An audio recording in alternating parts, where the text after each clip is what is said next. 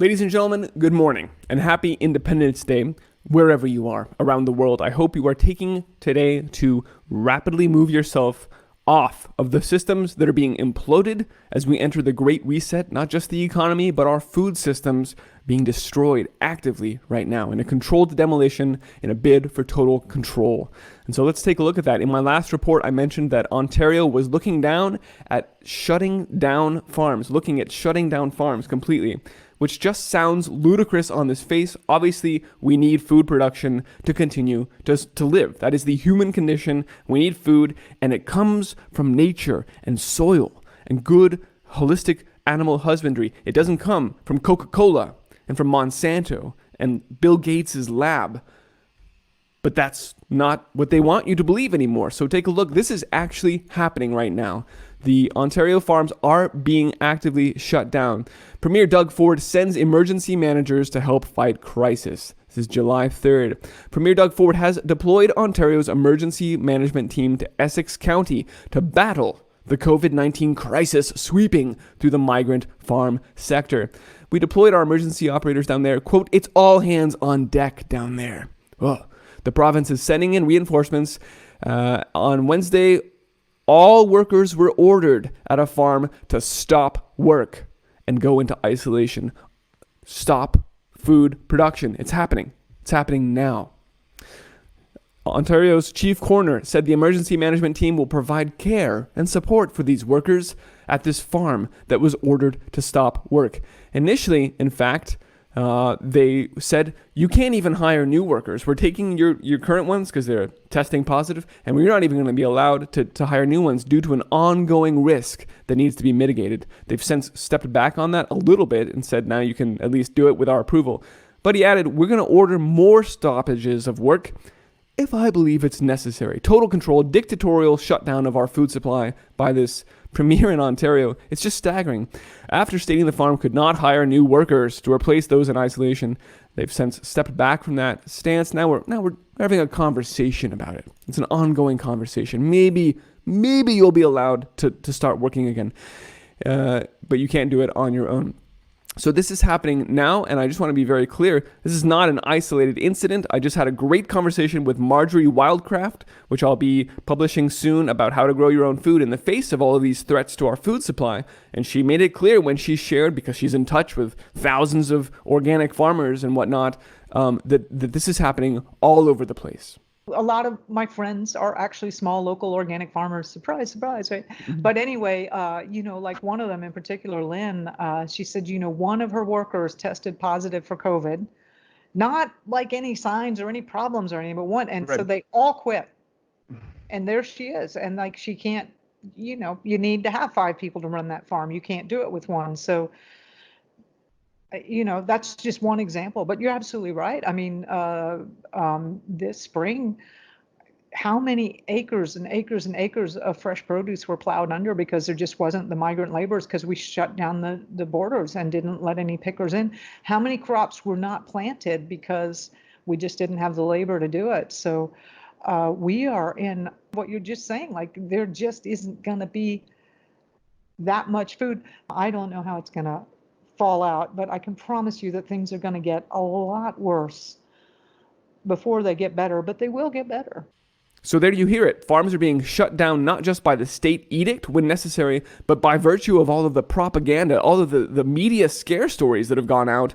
And then as soon as there's even the whisper about a possibility of someone testing positive, never mind symptoms, never mind actual, no, everybody just quits. And the operation is shut down. It doesn't have to be by virtue of the government mandate. So again, I'll be sharing that full interview, and it's a great one soon. Please subscribe to the Ice Age Farmer channel to make sure that you get it. Now, you heard Marjorie say how many acres of food didn't get planted, how many acres of organic farms was plowed under because they couldn't get out there to work in the fields. The numbers, ladies and gentlemen, are staggering. In fact, they're so huge that they are incomprehensible because the human mind cannot just dream up what it looks like to see 6 million potatoes thrown into a hole when there's no place to move them, as was the case during this huge supply chain disruption as the pandemic and the lockdown started. Fortunately, here is a video that actually shows you 6 million potatoes being pushed into a hole so that we can viscerally see what that's like and experience and feel that much food going to waste. Here's a quick look. These potatoes aren't going to end up on your dinner table. Their final destination is this hole. We're in the small town of Sheridan, Montana, on a potato farm. Normally, this time of year, Bill and Peggy would be sending their potatoes to be planted. Instead, they're throwing away 700 tons. The potatoes have been awful good to us for a lot of years, but this year it just really turned sour. And the same thing is happening across the Northwest. I mean, it was just unprecedented. It's the supply chain from the growers to the supermarket that got interrupted. More than half of our market shut down by government mandate. Now, farmers across Idaho and Montana are stuck with mountains of potatoes. Peggy and Bill are facing $140,000 in losses. For farmers across Idaho and Montana, that number comes to $8 million. Some of these farmers are looking at red all over their balance sheet and there's no black to be seen. They'll be looking into increasing their lines of credit. They'll be needing to remortgage some of their property, just trying to free up more capital. And you also hear there that the farms are, it's financial devastation to all of these farms, hundreds of thousands of dollars, if not millions, of crops being thrown away, not getting to market, dairy being dumped. The numbers are awful. And you heard them say, we're going to be forced to tap new lines of credit. But as I've covered, we've also seen that the central banks and institutions like BlackRock have said that if you're an old farm or a ranch, we're not going to give you capital anymore. We're going to divest from those old, dirty ways of doing things, and we're only going to fund the new Green Deal, right? The farms that are indoor, the cricket-based proteins, all of this nastiness that the UN has been pushing in Agenda 21, that's where the money will go. So while they crush the old farmers and ranchers and force them to try and come out for more lines of credit, that credit's not going to be there. And these family-owned generational operations will be shut down. All because of this virus. All because of this testing. Whatever you think about the virus, the tests are a disaster. Look at Mexico. 50% of the tests there coming back positive. You don't see mass death in the streets. You don't see them shutting down all of their food production because half of their people are testing positive. And that's just of the people they're testing. No, even in Florida, we see the same thing. Coronavirus spike is ravaging the migrant farm workers, laying that predictive programming, saying pretty soon we're going to shut down the farms in Florida too. It's not quite harvest season there. In Ontario, it is, right? We're climbing up on it, so we're going to shut down the farms now. Florida's got a little bit longer growing season, so we'll give it a couple more weeks. And then sure enough, you can bet your bottom dollar they're going to move in and do the same thing here because it's a global program. They're shutting down food production. Never mind the fact that even there in Florida, we saw news that said 33,000 tests were completely wrong. The tests are a disaster, but they are being used as the pretense to do whatever they want, to shut down the farms. You can still go to Walmart. To shut down the meat plants. You can still go riot in the streets. No social distancing necessary. It's completely ridiculous what's going on right now, and it's happening everywhere. Brazil, now 1,000 workers at a pork processing plant there testing positive. JBS, the world's largest meat packer, preparing to shut down their plants there. This is, of course, on the heels of the same thing happening in the United States between China, Brazil, and the U.S. Those are the world's biggest producers of meat. And so when you see them shutting down, this is, I don't even have words at this point. We've been talking about a global protein shortage even before 2020 busted on the scene and caused all these issues. So where we are now is just unthinkable. And, I've been talking about this effort to link this dirty way of doing things, the farms and the ranches and the meat. It's all dirty. It's all ridden with viruses and pandemics, and it's causing human death. Now we're actually seeing that narrative be deployed. Here is a store from southern Germany. It's Aldi Sud with a sign posted on the door. I actually contacted a professional German translator to make sure that I got this right, because I'm not messing around here, folks. Corona information distributed by the southern German branch of Aldi says, quote, meat, dairy, and egg consumption make pandemics more likely. There it is. There's the fat finger of blame being pointed at the old, dirty way of growing food, of producing meat, even eggs. You see that the blame is being pegged squarely on food production. Never mind the fact that Fauci was funding this research and then shipped it to China when it was illegal. It's all absurd. Again, quote, continuing, 80% of pandemics have their origin in the animal industry. The industrial factory farming is the ideal breeding ground for new pathogens. Epidemics benefit from the rising number of livestock. So, to reduce the likelihood of future pandemics, the consumption of animal products needs to be reduced drastically. And then they put it on you. You're going to have to change your diet. Just like the UN IPCC land use report said last year, we're going to have to force people to change their diet. Don't know how we're going to do it. This is how. You can reduce the risk of a next pandemic by eating plant-based foods. In German, it's like plant-ly food. They don't even really have a word for this. It's very Americanism coming in there. We thus ask you, in this last line, we thus ask you to abstain from animal products. Direct request to the consumer, stop eating animal products. It's unbelievable.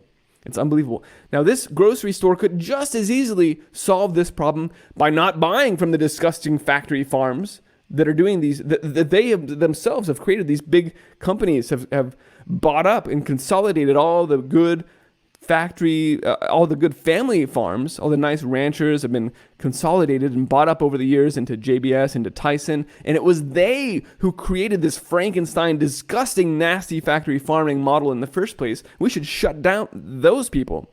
But no, it's you.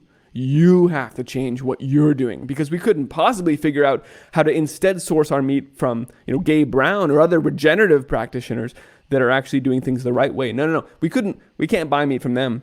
We're only buying it from the factory farms, which means you have to change your diet. You see how ridiculous this is? And I hope it's now clear, if you had any doubt about what I was making that claim before, that they are going to pivot this whole narrative and say pandemics are because of meat and you need to stop eating it. Now it's right here in your face. We thus ask you to stop eating meat. From Aldi in southern Germany, it's a bold move. They really like their meat there in southern Germany. But that's why they're going to have to start making that case, put up the signs, get people to stop eating meat. And again, this is global. Here it is from China. They also like their meat there, but they're going to start moving that goalpost a little bit at a time. China aims to phase out the sale of live poultry at the food markets. On Friday, China vowed to gradually phase out the slaughter and sale of live poultry in a move welcomed by animal rights activists. Well, it means that you won't be able to source from your corner store. You're going to have to go to those huge meat packers now. The big companies, they get to control the food supply. You do not. Even if you think this is gross, the wet markets, what they are doing is shutting down your ability to keep your own flock of birds, your ability to do your own slaughter. This is the way that people have done it since the beginning of time, is keep a small flock of hens. On Sunday morning, it's ready for your chicken dinner. You go out and slaughter that bird. No, not anymore. Now you got to go to the supermarket and buy their meat. Or if you're in Germany, Aldi's going to get rid of it and you'll be forced to buy plant-based products. You can see, even in China and Germany, they're moving these goalposts slowly forward. And of course, it's because after a recent COVID-19 outbreak in Beijing was traced to a major agricultural wholesale market. Never mind what we've seen about where this virus was created and how it spread. And all of these things are being done on top of the natural cycles that are causing tremendous crop losses. Of course, I've spoken to the grand solar minimum extensively by now. We're still seeing record colds, snow falling in China yesterday, catastrophic Alberta bee population losses blamed on the excessively cold winter. The damages to agriculture are already staggering. And you would expect that if we had any real leadership, they would be encouraging you to start growing your own food, that we would be moving to a distributed model where we all grow food and we have amazing resiliency as a result of that. Not to mention beautiful, delicious, nutritious, better food in all respects. But no, they're seizing on the opportunity to shut down the food supply even more. Shut down the farms, make it illegal to grow your own meat because they want total control.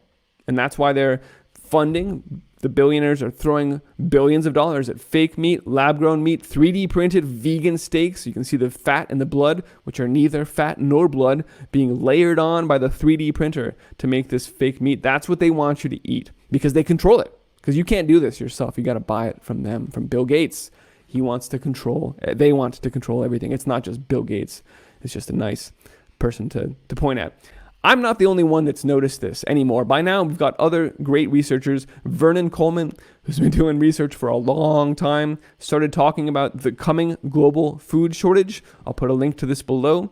He's got a different energy than I do. And so maybe you'll find people enjoy listening to him more or less than me. It's going to take us all putting out the message in the ways that we all naturally tend to do that to reach everybody out there, because everybody needs to hear it in different ways and from different people. So please take a look at him if you don't like the way I present my information, but get this information out there, ladies and gentlemen. People need to know that our food supply is being shut down. And again, Marjorie Wildcraft, I'll be posting that interview soon because you can hear that she's seeing the same thing as well.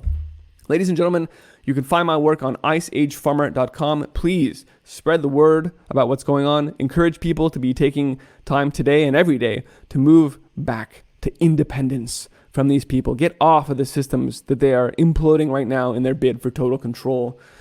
You can also support my work. Please see iceagefarmer.com/support if you'd like to lend a hand beyond just spreading the word, which is by far the most important thing and meaningful thing that you can do.